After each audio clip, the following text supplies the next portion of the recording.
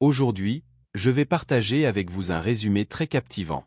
Avant de commencer, abonnez-vous à notre chaîne et likez cette vidéo pour ne rien manquer à l'avenir. Bon visionnage. Nous commençons dans une prison pour femmes où Dada arrive à Litchfield en tant que nouvelle détenue, accompagnée de 2 autres personnes. En marchant vers la porte, de nombreuses femmes les dévisagent. Mel ouvre la porte et une détenue âgée sort. Mel avertit les 3 nouvelles de rester dans ses bonnes grâces. Elle les envoie se faire enregistrer. Pendant que Piper fait sa carte d'identité, les gardes ont des problèmes avec l'appareil photo. Le plus jeune des deux, Bennett, essaie de le réparer. Piper remarque une prise débranchée et demande s'il faut la brancher. L'autre garde, Mendes, lui dit grossièrement de se taire et de rester immobile. Un peu plus tard, Muriel continue de montrer les lieux au nouveau trio. Dia demande quand elles auront des tenues beiges comme les autres. Une autre détenue s'approche de Dia, lui donne une gifle et s'en va. Mela montre à Dia et Piper la chambre où elles resteront en attendant d'être assignées à des dortoirs. Une détenue réprimande Dia pour ne pas savoir parler espagnol.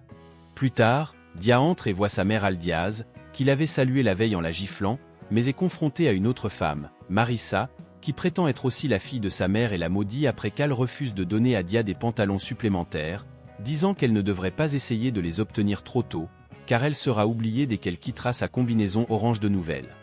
Dans l'escalier, Dia demande à l'agent Bennett de la gomme, mais il refuse en disant qu'il ne peut pas montrer de favoritisme. Dia lui demande « Ne le faites-vous pas ?»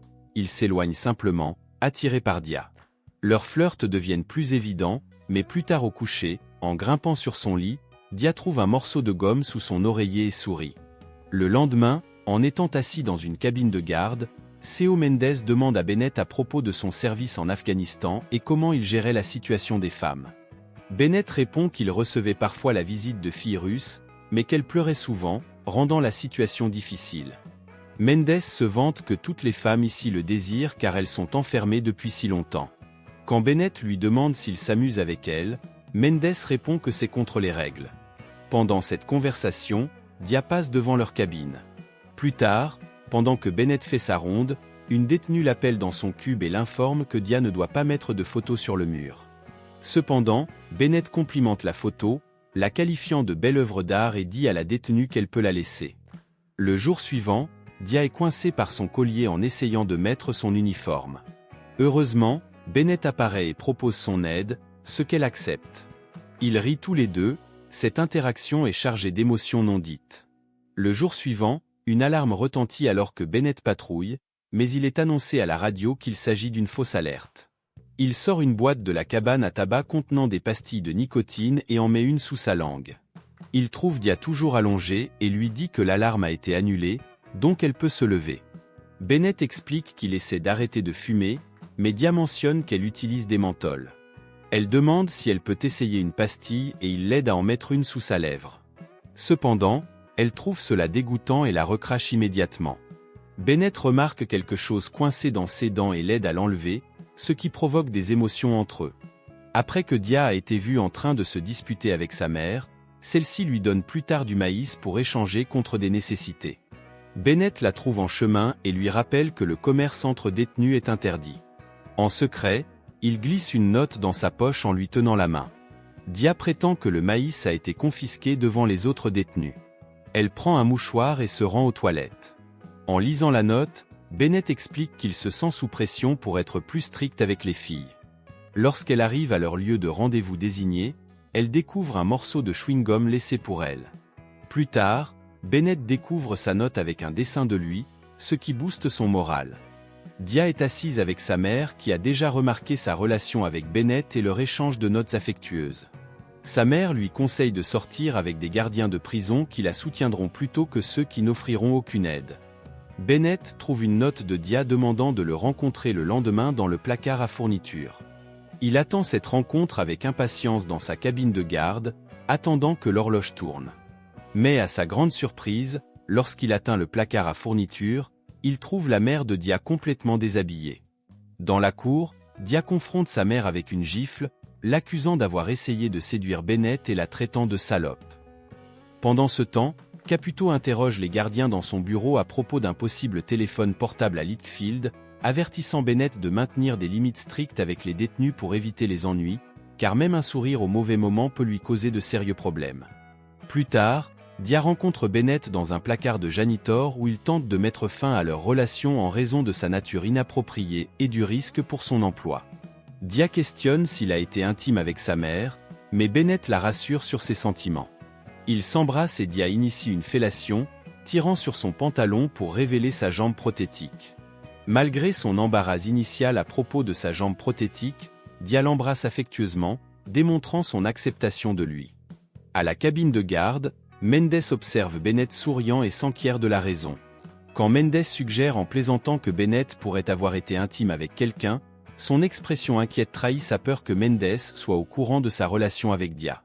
Pour détourner les soupçons de Mendes, Bennett invente une histoire sur une femme à moitié asiatique et à moitié brésilienne. Ensuite, une épidémie de grippe se propage rapidement à Litchfield, rendant la plupart des détenus malades. Pendant l'administration des médicaments quotidiens, Dia vomit dans une poubelle à proximité. La mère de Dia lui apporte un seau au cas où elle serait encore malade. Dia remarque que les autres détenus se sont rétablis, donc elle s'attend à aller mieux bientôt. Al, cependant, suggère le contraire, insinuant que la condition de Dia est différente et se résoudra en 9 mois, indiquant que Dia est enceinte. Le jour suivant, nous voyons Gloria préparer des herbes pour Dia, qui se plaint de l'odeur désagréable. Gloria lui dit que le mélange va l'aider à mettre fin à sa situation, mais il semble inefficace car Dia est toujours dans un état très mauvais. Plus tard, lorsque sa mère arrive, elle dit à Dia qu'elle ne la laissera pas aller de l'avant avec son plan. Dans le réfectoire, Dia échange des regards avec Bennett, qui ignore ce qui se passe. Elle décide de garder le bébé, mais demande comment ils peuvent organiser cela sans qu'il ait des ennuis. Sa mère dit qu'elle trouvera un plan. Un peu plus tard, César passe chez Bennett. Il lui dit qu'il est un parent de Dia et demande comment et où le bébé vivra. C'est à ce moment que Bennett apprend que Dia est enceinte. Il rencontre Dia à leur endroit habituel et commence à se plaindre de la visite de César chez lui, ce que Dia dit n'avoir rien à voir avec elle. Bennett demande s'il existe une pilule qu'elle pourrait prendre pour se débarrasser du bébé, mais Dia, rejointe par Al, n'est pas disposée à le faire. Il est inquiet que le système découvre qu'il a couché avec Dia, ce qui pourrait entraîner des mesures disciplinaires pour eux deux. Il explique que sa jambe prothétique, que l'on pensait être due à son service en Afghanistan, est en réalité le résultat d'une infection après s'être coupé et avoir marché dans un bain à Remoussal en Floride. Al l'avertit qu'il ferait mieux de commencer à économiser et à planifier pour le bébé et à expliquer la grossesse de Dia, disant qu'il a 9 mois pour le faire. Plus tard, Bennett rencontre Dia et sa mère dans le placard à fournitures, proposant de faire sortir Dia de prison en permission pour couvrir ses traces. Cependant, la mère de Dia fait remarquer que ce processus prendra plus de temps que prévu. Red élabore un plan pour résoudre le problème de la grossesse de Dia avec Gloria et Al. Red encourage Dia à coucher avec Mendes et à prétendre qu'il l'a mise enceinte. Lors d'une soirée entre hommes dans un bar, Mendes dit à Bennett qu'il se sent objectivé par les détenus et se plaint d'être vu uniquement comme une source de plaisir, exprimant qu'il a aussi des sentiments et des émotions. Plus tard, lorsque Bennett rencontre Dia dans la cour, il mentionne involontairement les plaintes de Mendes au bar. Dia utilise cette information pour séduire Mendes en lui demandant comment s'est passée sa journée et comment il reste en forme. Mendes partage les exercices cérébraux qu'il fait pour rester occupé. Le plan échoue lorsqu'elle séduit Mendes et qu'il utilise une protection, qu'il garde après avoir fini. Red lui dit qu'elle devra recommencer. Mendes commence à être attiré par elle et s'approche même d'elle dans le réfectoire pour lui murmurer à l'oreille qu'il veut la revoir. Une détenue s'approche de Caputo en disant qu'elle a entendu quelqu'un pleurer dans le placard à fournitures. Caputo entre dans le placard et trouve Dia et Mendes en train de discuter. Bennett et Dia parlent dans la cour.